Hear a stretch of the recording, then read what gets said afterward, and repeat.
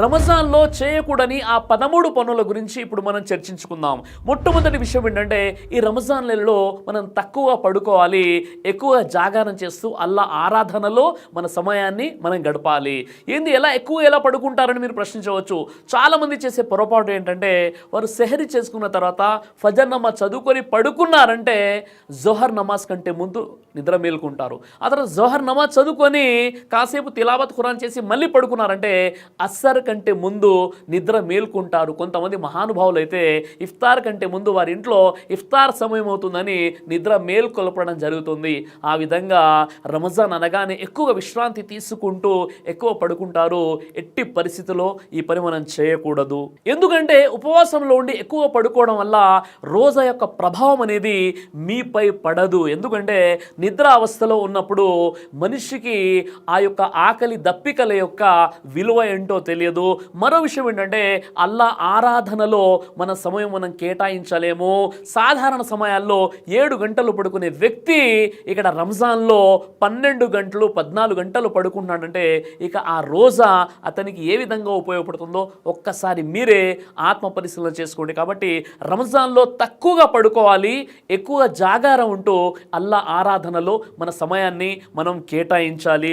మొదటి విషయం. ఇక రెండో విషయం ఏంటంటే మన ముస్లిం కమ్యూనిటీలో కొంతమందికి రంజాన్ అంటేనే అది షాపింగ్ నెలగా భావించి వారి కుటుంబ సభ్యుల్లో ఒక్కొక్కరికి ఒక్కో రోజు వెళ్ళి వారు షాపింగ్ చేస్తూ ఉంటారు.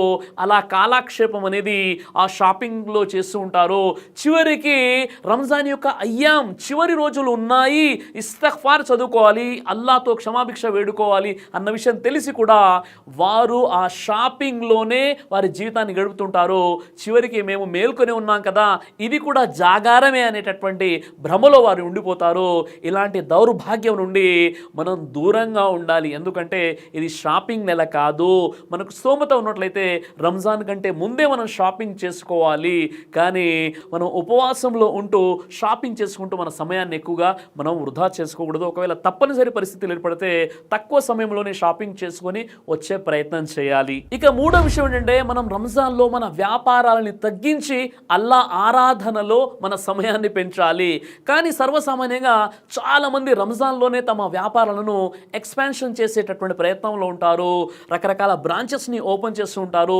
తద్వారా అల్లా ఆరాధనలో కాకుండా వ్యాపారంలోనే వారి యొక్క సమయం అనేది ముగిసిపోతుంది. కాబట్టి అలా కాకుండా మన వ్యాపారాలను మన బిజినెస్ని ఈ ఒక్క నెల తగ్గించుకొని ఎక్కువగా అల్లా ఆరాధనలో గడిపే ప్రయత్నం చేయాలి. ఇక నాలుగో విషయం ఏంటంటే రంజాన్లో కొంతమంది చేసే ఒక పెద్ద పొరపాటు ఏంటి అంటే వారు తరావీ నమాజ్ చదువుకున్న తర్వాత ఇంటికి రారు. వారి యొక్క స్నేహితులతో కాలక్షేపం చేస్తూ ఆలస్యంగా అంటే సహరీ భోజనానికంటే ముందు వారి ఇంటికి వచ్చేసి సహరీ చేసి పడుకున్నారంటే ఫజర్ నమాజ్ కూడా మిస్ అయిపోతుంది. ఫజర్ నమాజ్ కూడా వారు చదవరు. అలాంటి వ్యక్తులు రంజాన్ యొక్క పూర్తి ప్రతిఫలాన్ని పొందలేరు. కాబట్టి తరావీ నమాజ్ తర్వాత ఇంటికి వచ్చేసి మనం పడుకోవాలి. సహరీ కంటే ముందు మనం నిద్ర మేల్కొనాలి. తద్వారా ఫజర్ నమాజ్ కూడా మనం చదవచ్చు. కాబట్టి ఈ మిస్టేక్ మీరు చేయకండి. ఇక ఐదో విషయం ఏంటంటే కొంతమంది సిగరెట్, గుట్కా, పాన్ పరాగ్, జర్దా తినేటటువంటి వారు ఎవరైతే ఉన్నారో వారు ఉపవాసంలో చాలా కంట్రోల్గా ఉంటారు. ఇఫ్తార్ అయిన వెంటనే మజీద్ బయటకు వచ్చేసి ఉఫ్ ఉఫ్ అని ఆ సిగరెట్ తీసుకొని ఊగుతుంటారు. మరి కొంతమంది గుట్కా, పాన్ పరాగ్ని నవ్వులుతుంటారు. ఇంకొంతమంది జర్దాని నవ్వులుతూ ఉంటారు. ఈ విధంగా ఇవన్నీ కూడా మత్తు పదార్థాలు హరాం. కాబట్టి రంజాన్ యొక్క నెలలో అది ఉపవాసంలో ఉన్న స్థితిలో అయినా ఉపవాసం తర్వాత అయినా అవి తినడం అనేది నిషేధం. కాబట్టి వాటికి దూరంగా ఉండాలి సోదరులారా. ఎందుకంటే ఈ నెల ఎక్కువగా పుణ్యాలు సంపాదించుకునే నెల, మన మగ్ఫిరత్ చేసుకునే నెల, ఇస్తగ్ఫార్ చదవాలన్నటువంటి నెల, మనలో ఉన్నటువంటి బలహీనతలను దూరం చేసుకునేటటువంటి నెల. అలా కాకుండా మనం కేవలం ఉపవాస స్థితిలో వాటికి దూరంగా ఉండి ఇఫ్తార్ తర్వాత వెంటనే సిగరెట్ని కాల్చడం అనేది ఇది చాలా పెద్ద తప్పు మరియు పొరపాటు. కాబట్టి ఇలాంటి పనులకు మనం దూరంగా ఉండాలి. ఇక ఆరో విషయం ఏంటంటే కొంతమంది మసీదుల్లో చల్లటి ఏసీలు ఉన్నాయనే ఆలోచనతో మసీదులోకి వచ్చి పడుకుంటారు. మరికొంతమంది మసీదులో కూర్చోవడం పుణ్యం కదా అని భావిస్తారు. చాలా మంచి విషయమే. కానీ అక్కడ నలుగురు ఒక చోట కూర్చొని ప్రాపంచిక విషయాలు మాట్లాడుకుంటారు. మరికొంతమంది చల్లటి ఏసీ అని చెప్పేసి అవసరానికి మించి పడుకునే ప్రయత్నం చేస్తుంటారు. ఇది కూడా చాలా పెద్ద పొరపాటు. కాబట్టి ఎక్కువగా మసీదులో పడుకోవడం, అదేవిధంగా ప్రాపంచిక విషయాల్లో మాట్లాడడం మసీదులో, ఇది మసీదు మసీదు యొక్క మర్యాదకు వ్యతిరేకం కాబట్టి ఇలాంటి పనులకు మనం దూరంగా ఉండాలి. ఇక 7వ విషయం ఏంటంటే, ఎవరైతే తరావీ నమాజ్ చదవడానికి మసీదుకు వస్తున్నారో వారు తమ యొక్క చెప్పుల్ని సరైనటువంటి పద్ధతుల్లో అక్కడ వదలాలి. ఎక్కడైతే చెప్పుల కోసమో స్థలాన్ని కేటాయించడం జరుగుతుందో అలా కాకుండా చెప్పుల్ని మొత్తం కూడా పిచ్చి పిచ్చిగా చిందర వందరగా వదిలేసి వెళ్ళిపోతారు. ఎవరైతే నమాజ్ చదువుకున్న తర్వాత బయటికి వస్తారో పాపం ముసల్లీలకు చెప్పులు వెతుక్కోవడానికే అరగంట సమయం పడుతుంది. అంటే ఇక్కడ మసీద్ యొక్క మర్యాదకు పూర్తిగా వ్యతిరేకమైనటువంటి విషయం. అలాగే మరికొంతమంది వారి యొక్క బైకుల్ని కారుల్ని ఏ విధంగా పార్క్ చేస్తారంటే, వారు ఏదో మసీదుకు వచ్చారంటే అల్లాపై ముస్లింలపై ఇస్లాంపై ఉపకారం చేస్తున్నట్లుగా వారి యొక్క బైక్లను కార్లను ఎక్కడ పడితే అక్కడ పార్క్ చేసి రావడం అనేది సమంజసమైనటువంటి విషయం కాదు. ఎందుకంటే మీరు ఆరాధన పుణ్యం ఉద్దేశంతో మసీదులో ఉన్నారు. మీరు చేసే పార్కింగ్ వల్ల ఒక బయట ఉన్నటువంటి ఒక పేషెంట్ లేదా అత్యవసర పరిస్థితిలో వెళ్ళేటటువంటి వ్యక్తికి అది ఆటంకం కలిగి గంటన్నర సేపు అతడు మీకోసం వెయిట్ చేస్తున్నాడు. అతడు వెహికల్ తీయడానికి బండి తీయడానికి చాలా సమయం పడిపోతుంది. ఎందుకంటే మీరు చేసినటువంటి రాంగ్ పార్కింగ్ కారణంగా. ఈ విధంగా పుణ్యాలతో పాటు పాపాలని కూడా మనం మూట గట్టుకుంటున్నాం. మనం మసీదుకు వస్తున్నామంటే మన చెప్పులు, మన పార్కింగ్, మన వాహనాలు ఒక క్రమ పద్ధతిలో ఉంటేనే మసీదు మనం చేసేటటువంటి నమాజు సరిగ్గా అంగీకరించబడుతుంది. అలా కాకుండా మనం మసీదుకు వస్తున్నామంటే అల్లాపై మనం ఉపకారం చేయట్లేదు, అల్లా మనపై ఉపకారం చేస్తున్నాడు అన్న విషయాన్ని ఎట్టి పరిస్థితుల్లో మనం మర్చిపోకూడదు. ఇక 8వ అత్యంత బాధాకరమైన విషయం ఏంటంటే, ఈ రంజాన్ మాసంలో ఒకవైపు మసీదుల్లో ఖిరాత్ వినిపిస్తుంటుంది, మసీదుల్లో ముసల్లీలు నమాజ్ చదువుకుంటూ ఉంటారు.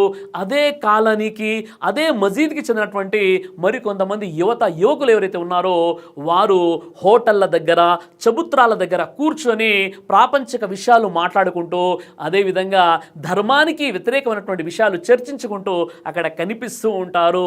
ఇంకోవైపు మసీదులో నమాజ్ జరుగుతుంది, మసీదు బయటే పెద్ద పెద్ద శబ్దాలతో అరుస్తూ ఉంటారు, గ్రూప్స్గా నిలబడి మనకు కనిపిస్తూ ఉంటారు. పూర్తిగా ప్రాపంచిక విషయాల డిస్కషన్ జరుగుతుంది. మరికొంతమంది అయితే గొడవలు కూడా దిగుతారు. లోపల మసీదులో ఇమాం గారు నమాజ్ చదివిస్తున్నారు, ముసల్లీలు అక్కడ ఉన్నారు, వారికి ఆటంకం కలుగుతుంది అనేటటువంటి కనీస జ్ఞానం కూడా లేకుండా వీరు అక్కడ వ్యవహరిస్తూ ఉంటారు. ఇంకొంతమంది అయితే హోటళ్ల దగ్గర నిలబడి ఏ విధంగా ఉంటారంటే గంటల తరబడి వారి యొక్క సమయాన్ని అక్కడ వృధా చేస్తూ ఉంటారు. ఇది సరైనటువంటి పద్ధతి కాదు. ఇలాంటి విషయాలకు మన యువత దూరంగా ఉండాలి. ఇక 9వ విషయం ఏంటంటే, రంజాన్ నెల రాగానే నేటి కూడా కొన్ని మసీదుల్లో తరావీ నమాజ్ అనేది 8 రకాతుల లేక 20 రకాతుల అనే విషయంపై ఒకే మసీదులో 2 వర్గాల వారు గ్రూప్స్గా ఏర్పడి గొడవలకు దిగుతూ ఉంటారు. గత కొన్ని సంవత్సరాల క్రితం జరిగినటువంటి సంఘటన చాలా బాధాకరమైన విషయం ఏంటంటే, ఒక మసీదులో జరిగినటువంటి ఈ డిస్కషన్ కారణంగా పోలీస్ డిపార్ట్మెంట్ వాళ్ళు మసీద్కి వచ్చేసి ఆ సమస్యని పరిష్కరించే అంత అధ్వాన స్థితికి వెళ్ళిపోయిందంటే ఈ బహస్ అనేది ఏ విధంగా ఉందో ఒకసారి ఆలోచించండి. కాబట్టి 8 రకాతులు చదవడం సున్నతని భావిస్తే 8 రకాతులు చదవండి. 20 రకాతులు చదువుకునే వారిని 20 రకాతులు చదువుకోవడానికి అనుమతి ఇవ్వండి. అలా కాకుండా వాదోపవాదాలకు దిగడం ఎట్టి పరిస్థితుల్లో కూడా సమంజసమైనటువంటి విషయం కాదు. తద్వారా ముస్లిమేతరులు ఎవరైతే ఉన్నారో వారికి మనం అవకాశం ఇచ్చిన వారం అవుతాం. ఇస్లాంపై చెడు ప్రభావం పడుతుందన్న విషయాన్ని మనం మర్చిపోకూడదు. ఇక 10వ విషయం ఏంటంటే, మీరు తరావీ నమాజ్కు వస్తున్నప్పుడు మరీ చిన్న పిల్లల్ని మసీదుకు తీసుకురాకండి. 7 సంవత్సరాల లోపు ఉన్నటువంటి పిల్లల్ని మసీదుకు తీసుకొచ్చినట్లయితే పాపం వారికి తెలియదు, మీరు రకాత్ కట్టుకుంటారు, ఎంతో శ్రద్ధతో మీరు నమాజ్ చదువుతున్నారు, కానీ వెనక వారు చేసేటువంటి గోల ఏదైతే ఉందో తద్వారా ఇతర ముసల్లీలకు అది డిస్టర్బ్ అయిపోతుంది. కాబట్టి మీరు అలాంటి పనులు చేయకండి. ఎందుకంటే చిన్న పిల్లలకు పాపం తెలియదు కదా వారు ఏం చేస్తున్నారో. తద్వారా ఇతర ముసల్లీలు ఎవరైతే ఉన్నారో వారి యొక్క నమాజ్ అనేది పూర్తిగా వారి యొక్క కాన్సన్ట్రేషన్ ఏకాగ్రత అనేది చెడిపోతుంది. కాబట్టి మరీ చిన్న పిల్లల్ని మసీదుకు తీసుకురాకుండా జాగ్రత్తలు వహించండి. ఇక 11వ విషయం ఏంటంటే, ఈ పవిత్ర రంజాన్లోని ఉపవాస స్థితిలో చాడీలకు గీబత్కి దూరంగా ఉండండి. ఇతరుల కాలు పట్టి లాగే ప్రయత్నం చేయకండి, ఇతరుల్ని ఎగతాళి చేయకండి, ఇతరులకు వ్యతిరేకంగా పోస్టులు పెట్టకండి. అదేవిధంగా ఇతరుల రహస్యాలను ఏ విధంగానైనా తెలుసుకోవాలి అనేటటువంటి నీచపు బుద్ధికి దూరంగా ఉండండి. ఎందుకంటే మనం పవిత్ర రంజాన్లో ఉపవాసాలు పాటిస్తున్నాం, ఇతరుల గురించి చాడీలు చెప్పినట్లయితే మన రోజా అనేది భంగం అవుతుంది అన్న విషయాన్ని ఎట్టి పరిస్థితుల్లో మర్చిపోకండి. ఈరోజైతే చాలామంది మస్జిద్లో కూర్చొని కూడా గీబత్ చేస్తున్నారు. అది కూడా ఉపవాస స్థితిలో ఒక తోటి ముస్లిం సోదరునికి వ్యతిరేకంగా మీరు మాట్లాడుతున్నారు, గీబత్ చేస్తున్నారంటే ఈ రంజాన్లో చేసుకున్న పుణ్యాలు కూడా ఆ చాడీలు ఎవరిపైనైతే నిందలు మోపుతున్నారో వారికి మీ పుణ్యాలు మీరు ఇచ్చివేస్తున్నారు అన్న విషయాన్ని ఎట్టి పరిస్థితుల్లో మర్చిపోకండి. అలాగే ఇప్పుడు ఆంధ్రప్రదేశ్లో రంజాన్ తర్వాత వెంటనే ఎలక్షన్స్ ఉన్నాయి కాబట్టి ఎవరైతే వాట్సాప్ గ్రూప్స్లో ఎక్కువ ఈ రాజకీయ పోస్టులు పెట్టకండి. ఒకవేళ పెట్టినా ఇతర పార్టీలు ఉన్నటువంటి ముస్లింలను కించపరుస్తూ మాట్లాడకండి. మీరైతే మీ పార్టీల గురించి గొడవలు పెట్టుకుంటున్నారు, ఆ పార్టీ నాయకులు అయితే మిమ్మల్ని పట్టించుకోవట్లేదు. చివరికి పవిత్ర రంజాన్లో ఉంటూ ఉపవాసంలో ఉంటూ మీరు ఇతరులకు వ్యతిరేకంగా పెట్టినటువంటి పోస్టుల కారణంగా మీ పుణ్యాలన్నీ కూడా వృధా అయిపోతున్నాయన్న విషయాన్ని ఎట్టి పరిస్థితుల్లో మీరు మర్చిపోకండి. ఇక 12వ పాయింట్, స్త్రీలకు సంబంధించినటువంటి ముఖ్యమైనటువంటి విషయం ఏంటంటే ఇంట్లో ఉన్నటువంటి సోదరిమణులకు చాలా బాధ్యతలు ఉంటాయి. ఇఫ్తార్ ఏర్పాట్లు చేయాలి, సహరీ ఏర్పాట్లు చేయాలి. పాపం ఈ సహరీ ఇఫ్తార్లోనే వారి సమయం మొత్తం కూడా వృధా అయిపోతుంది. కానీ ఇఫ్తార్ సమయంలో దువా చేసుకునేటటువంటి సమయం కూడా ఆ సోదరిమణులకు దొరకదు. అలా కాకుండా వారు కూడా స్వర్గానికి వెళ్ళాలి, వారితో కూడా అల్లా ప్రసన్నుడు అవ్వాలి. కాబట్టి వారు కూడా ఇబాదత్ చేసుకోవడానికి ఇఫ్తార్ కంటే ముందు దువా చేసుకోవడానికి వారికి సమయం ఇవ్వండి. అలా కాకుండా ఒక ఇంట్లో ఉన్నటువంటి సోదరిమణి యొక్క ఆలోచన ఎలా ఉంటుందంటే, మా పెద్దబ్బాయికి హలీం అంటే ఇష్టం అండి, మా చిన్నబ్బాయికి బజ్జీలు అంటే ఇష్టం అండి, మా అమ్మాయికేమో పలావ్ అంటే ఇష్టం అండి, మా భర్తకేమో గంజి అంటే ఇష్టం అని ఇలా రకరకాల వంటకాలు చేస్తూ పాపం మా సోదరిమణి కిచెన్లోనే ఉంటుంది. చివరికి వాళ్ళ ఇంట్లో నుండి ఒక అబ్బాయి ఒక అరుపు వినిపిస్తుంది, అమ్మగారు ఇఫ్తార్ సమయం అయిపోయిందని చెప్పగానే వెంటనే వచ్చేసి కిచెన్ నుండి ఆమె ఒక ఖర్జూరాన్ని నోట్లో పెట్టుకొని ఇఫ్తార్ విరమణ అనేది చేయడం జరుగుతుంది. ఈ విధంగా సోదరిమణులు ఇఫ్తార్ కంటే ముందు వరకు కూడా వారు కిచెన్లో ఉంటారు, వంటగదిలో ఉంటారు. ఈ విధంగా 30 రోజులు సోదరిమణులు కిచెన్కి అంకితం అయిపోతారు. ఇఫ్తార్ సమయంలో దువా చేయడానికి కూడా వారికి సమయం ఉండదు. అలా కాకుండా రకరకాల రుచికరమైన వంటకాలు చేయాల్సినటువంటి అవసరం లేదు. మహాప్రవక్త ముహమ్మద్ సల్లల్లాహు అలైహి వసల్లం వారు ఒక ఖర్జూరము లేదా మంచి నీళ్ళతో ఆయన ఉపవాస విరమణ చేసేవారు. ఈరోజు మనం రకరకాల డిషెస్ చేసేసుకుంటాం, కానీ అల్లా మనతో ప్రసన్నుడు అవ్వట్లేదు. మనం అల్లా యొక్క ప్రసన్నత పొందలేకపోతున్నాం. ఎందుకంటే తిండిపై ఉన్నటువంటి ధ్యాస ఇబాదత్పై, ఆరాధనపై, ఇస్తిగ్ఫార్పై లేకపోవడం కడు శోచనీయమైనటువంటి విషయం. కాబట్టి ఇలాంటి విషయాలకు మనం దూరంగా ఉండాలి. అలాగే రంజాన్లో మనం బరువు పెరుగుతున్నామా, బరువు తగ్గుతున్నామా అనేది మనం స్వీయ ప్రక్షాళన చేసుకోవాలి. ఎందుకంటే చాలామంది రంజాన్లోనే వెయిట్ గెయిన్ అవుతున్నారు. ఎందుకంటే రకరకాల వంటకాలు తింటున్నారు, తద్వారా వారి యొక్క ఆరోగ్య సమస్యలు కూడా ఏర్పడుతున్నాయి. కాబట్టి సోదరులారా, సోదరిమణులారా, రంజాన్ అంటే రకరకాల వంటకాలు తిని బరువు పెంచుకోవాల్సినటువంటి నెల కాదు. రంజాన్ అంటే పూర్తిగా డైటింగ్ చేయాల్సినటువంటి నెల. మన యొక్క ఆరోగ్యానికి చాలా అద్భుతమైనటువంటి ఔషధం ఈ రోజా. దానిని ఒక క్రమ పద్ధతిలో ప్రవక్త వారి సున్నత వెలుగులో ఇఫ్తార్ విరమణ చేసినట్లయితే అల్హమ్దుల్లా అద్భుతమైనటువంటి సైంటిఫిక్ బెనిఫిట్స్ కూడా ఉన్నాయి. అలా కాకుండా మనకు కావలసినంత తినేసి నేనేమో సహరీ చేసే ముందు సాయంకాలం వరకు ఉపవాసం ఉండాలనే ఆలోచనతో బాగా తినేస్తున్నాను. ఉపవాస విరమణ సమయంలో నా సైకాలజీ ఎలా ఉందంటే, నేను ఉదయం నుండి కూడా పస్తులు ఉన్నాను కదా అని ఎక్కువ తినేస్తున్నాను. ఈ విధంగా తిండి నెలగా మనం ఏర్పాటు చేసుకున్నాం. భోజనాల రుచికరమైనటువంటి వంటకాల నెలగా రంజాన్ మనం భావిస్తున్నట్లయితే రంజాన్ యొక్క పూర్తి ప్రతిఫలాన్ని మనం పొందలేము.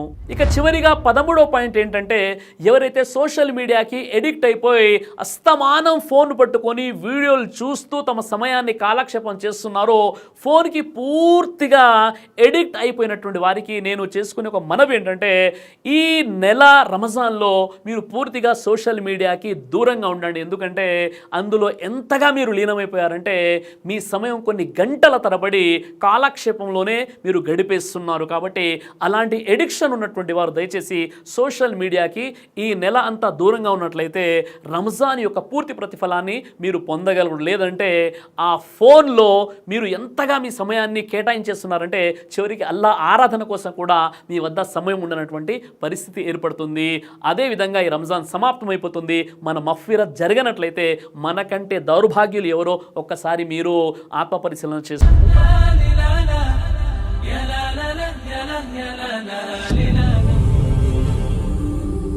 బ్రదర్ సిరాజ్ అని యూట్యూబ్ ఛానల్ని మీరు సబ్స్క్రైబ్ చేసినట్లయితే ఇన్షాల్లా దేవచిత్తం అయితే మీకు వీడియోస్ వస్తుంటాయి. అదేవిధంగా బ్రదర్ సిరాజ్ అనేటటువంటి ఫేస్బుక్ని కూడా లైక్ చేయడం వల్ల మీకు వీడియోస్ వస్తుంటాయి.